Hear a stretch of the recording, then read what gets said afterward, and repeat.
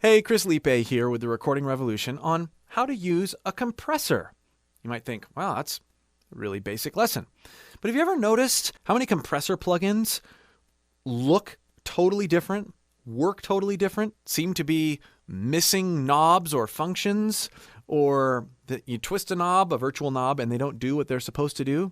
Well, in this video, I'm going to go through some of the most common layouts for compressors, explain the different functions, explain how they work, and let you hear the differences. This is going to help immensely when you're looking through that list of plugins on your computer going, which compressor should I use and why?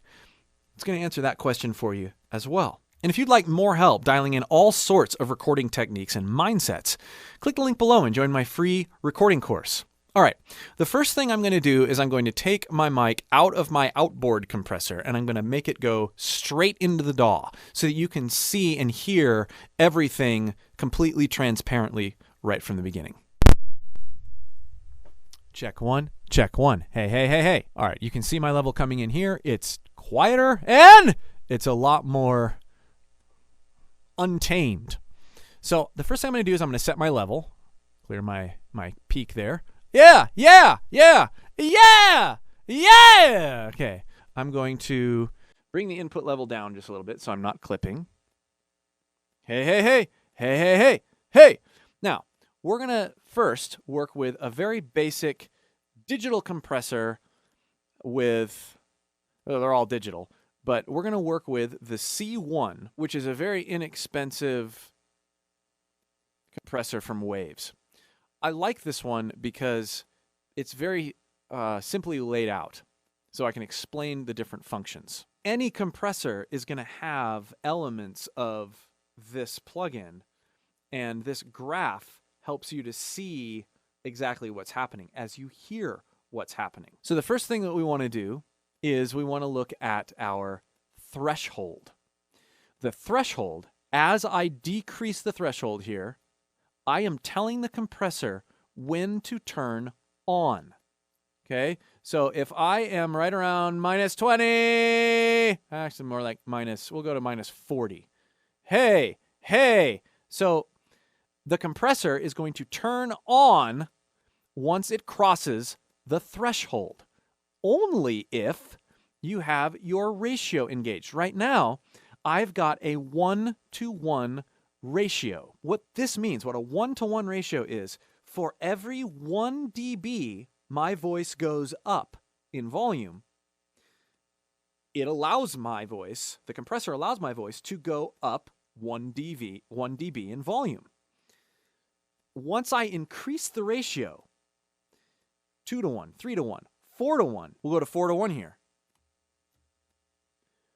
For every 4 dB my voice goes up, the compressor only allows me to go up 1 dB. Now, to compensate for this, I'm going to bring my makeup up, and you can see it's bringing the whole floor up. Test 1, test 1, test 1. I'm compressing myself decently well here. So this is the catch. When I'm down here like this, and it's not crossing the threshold, it's a 1-to-1. Every 1 dB my voice goes up, the software is allowing my voice to go up 1 dB. But when it crosses the threshold, you are able to tame it so that for every 4 dB it goes up, only 1 dB is allowed. Okay? Next, we've got attack and release. The attack is the amount of time it takes for the ratio to start acting once the sound has crossed the threshold.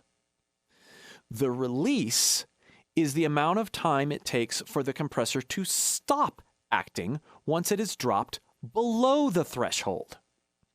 So I'm going to bring the threshold up just a little bit. Test 1, test 1, test 1, test 1, like this. Hey! So down here, it's not really doing anything, but here it is. So if I increase my release, watch what happens to the compressor. So the gain reduction. This is gain reduction over here.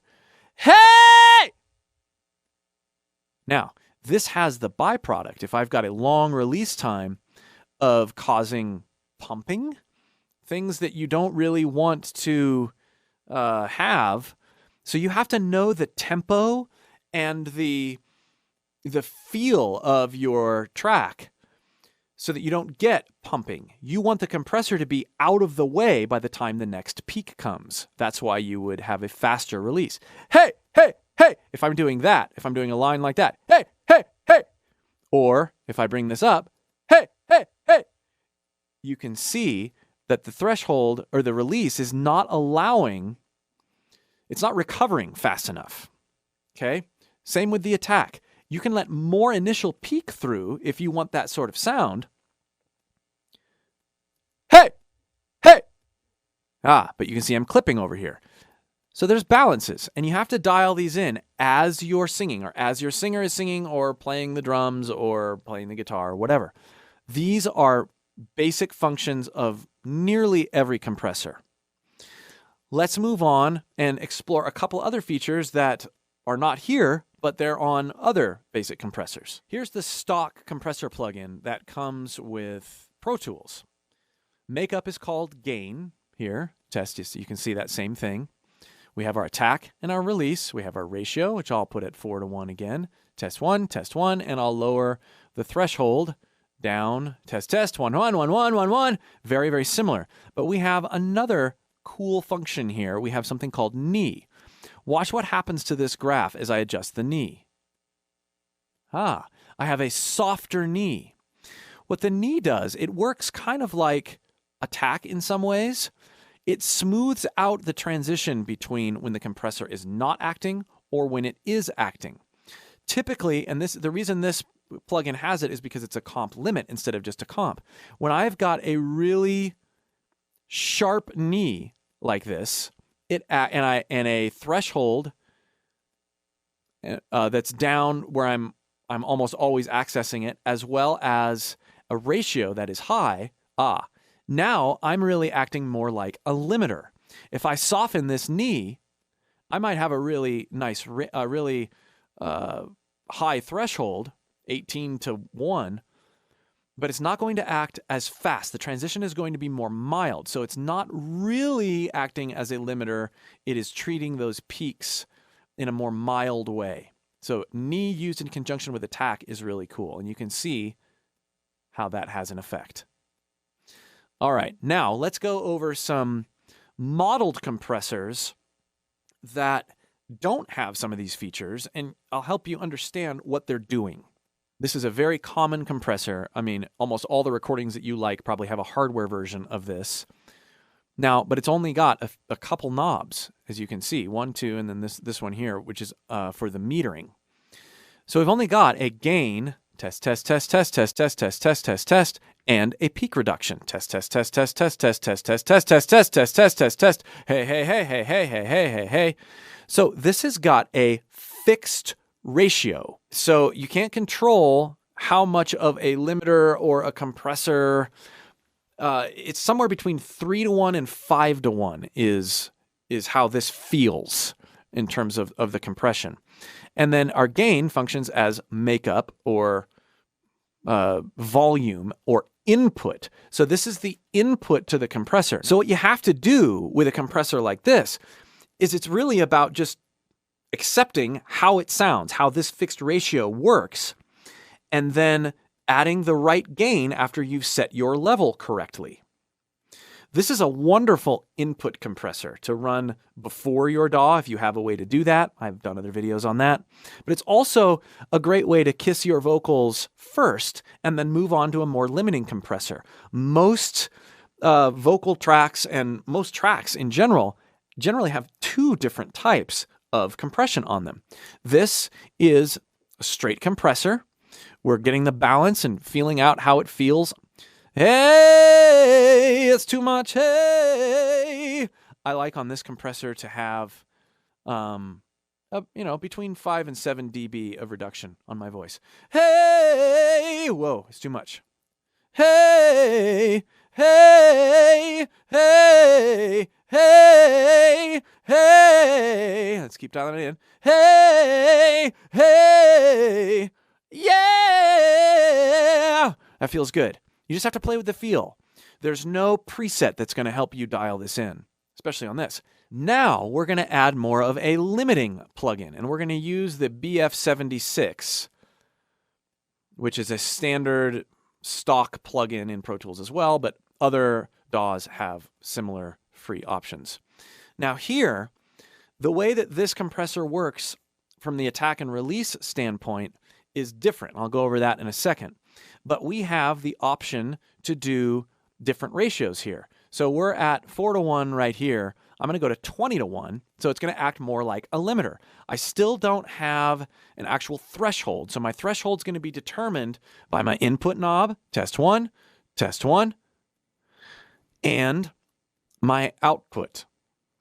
So my output would be considered more the makeup that you saw on the C1. The input is going to feed the ratio. So it's helping you adjust your threshold. Now look at this. You can see that VU meter moving quite slowly. Hey, as I increase in number, hey, the release and the attack get faster. 1, 1, 1, 1 versus 1, 1. In this style of compressor, the 76 style compressor, the numbers are reversed. The larger numbers are the faster attack versus the slower attack. In other words, it's not 1 millisecond and 7 milliseconds. I hope this has been helpful for you, exploring different types of compressors, seeing how each function works, and hearing the differences when you chain certain styles together. Again, it's very common in modern and professional recording situations and mixing situations to see the 2A followed by a 76. Again, if you'd like more help with your recordings, click that link below and join my free recording course. We'll see you for more.